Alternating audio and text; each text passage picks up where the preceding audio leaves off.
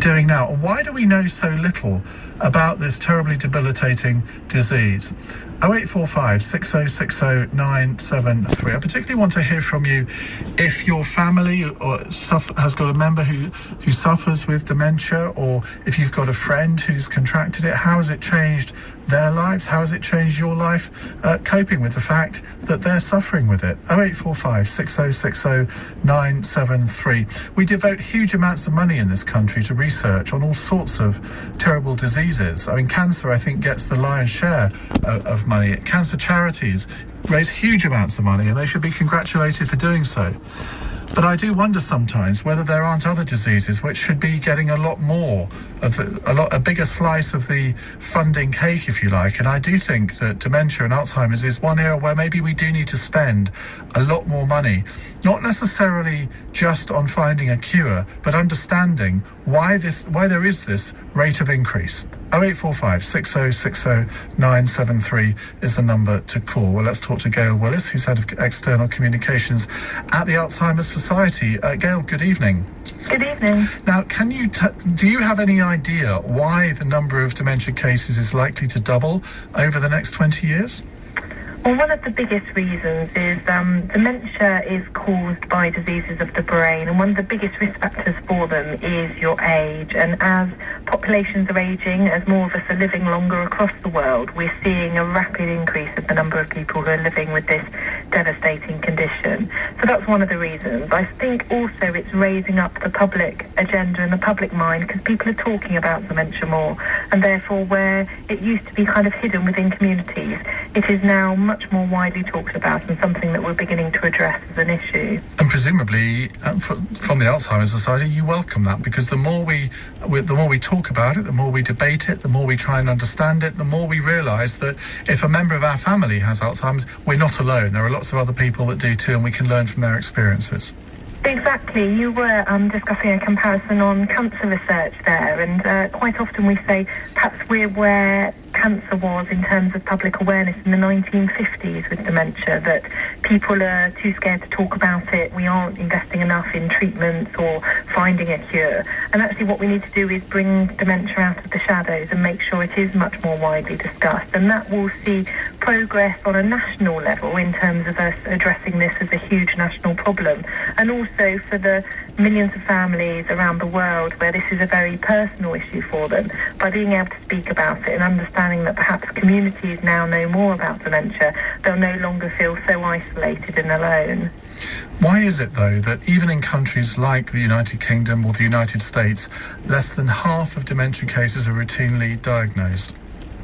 It's a shocking fact. I mean, in the UK it's something like 40%. And there's also a huge variation. So in some parts of the UK we're doing really well, where we are beginning to diagnose more people with dementia.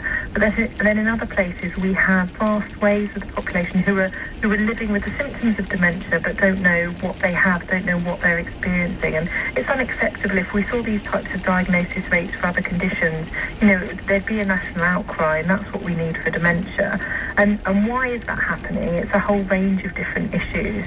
We know that there's still a lot of stigma and fear that surrounds dementia. So perhaps when people begin to show some of the first symptoms, they don't want to think about it, they don't want to consider it, and perhaps they put off seeking help. They think perhaps a little bit wrongly that there's nothing that can be done, there's no support that they can get. There's also a big issue in terms of health professional awareness, and where people do take that leap to speak to someone and to look to get a diagnosis, there perhaps sometimes isn't the right support there, and health professionals aren't making that diagnosis and aren't confident to do so. You say there's a stigma and fear, and I think you're right, because certainly 20 or 30 years ago that would have almost certainly been the case in virtually every case that was diagnosed. Do programmes like Coronation Street that have addressed this issue recently, do they help? Or the fact that the character, and I've forgotten her name, I do watch Coronation Street, but I've forgotten the woman's name, the fact that she was then packed off to a home, what signal does that send out? Yes, I think that media representation of dementia is a really important issue, and we need to see more people living with dementia in a whole range of different media.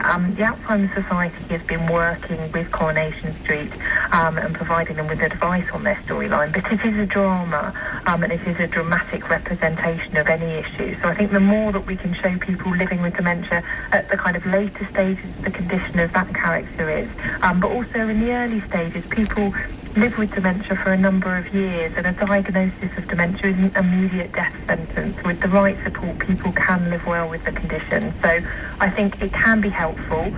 It needs to be handled sensitively, and there needs to be a range of issues in a range of different media, so that we don't just see people kind of typecast in one particular way.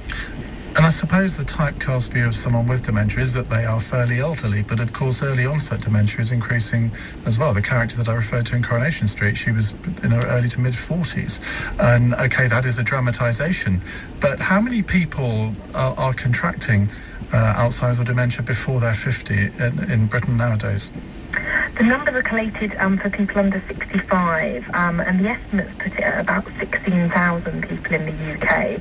But one of the big problems we have is that there's a lack of research out there, so that's very much an estimate. And speaking to scientists and researchers, they probably think it's an underestimate, and that we need a better national picture of the numbers of younger people living with dementia.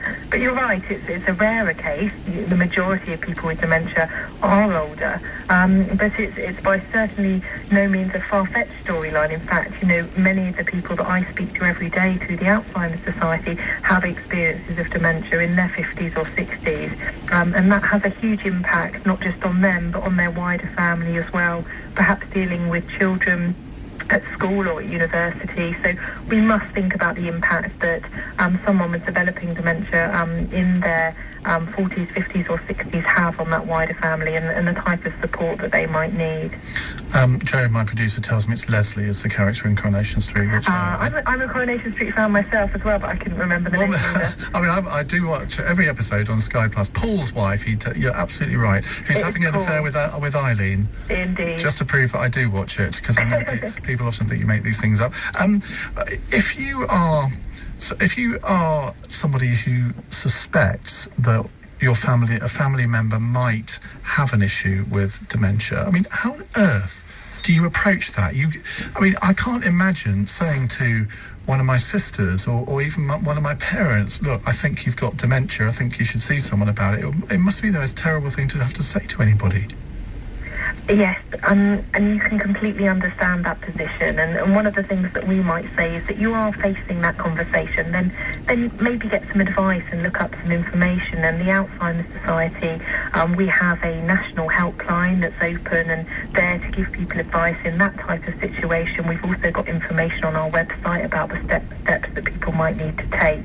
We've also got some information leaflets, and sometimes people find actually being able to give something to someone that says, are you concerned about these symptoms yourself? Also, when you speak to family,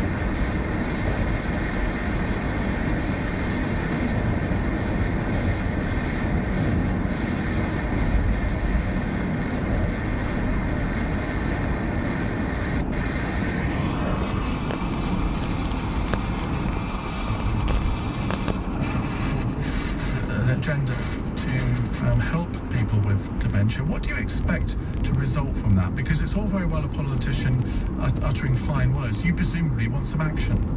Yes, and actually when he made that speech, he said, you, the Alzheimer's Society, you, the general public, need to hold my feet to the flames on this issue.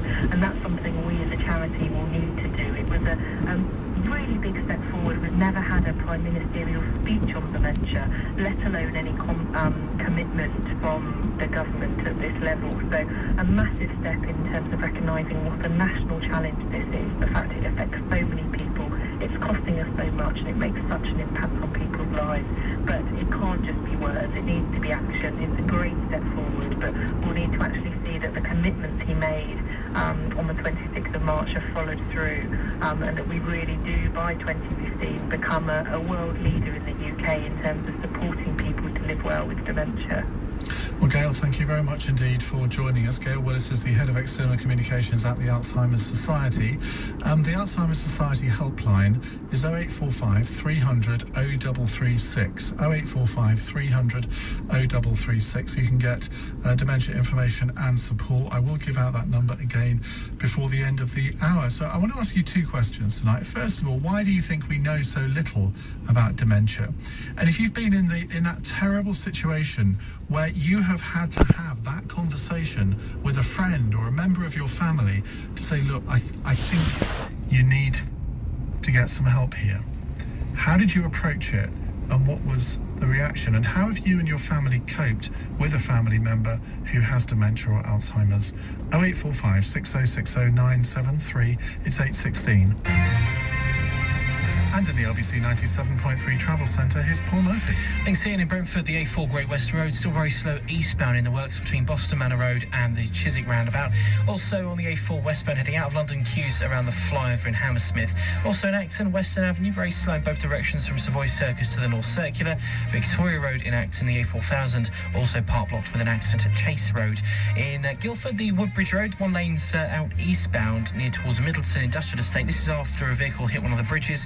And the A13 eastbound just before the M25 at junction 30 at Tilbury and Lakeside.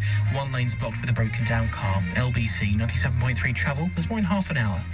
This is LBC 97.3. I always loved to dance, even won a few competitions.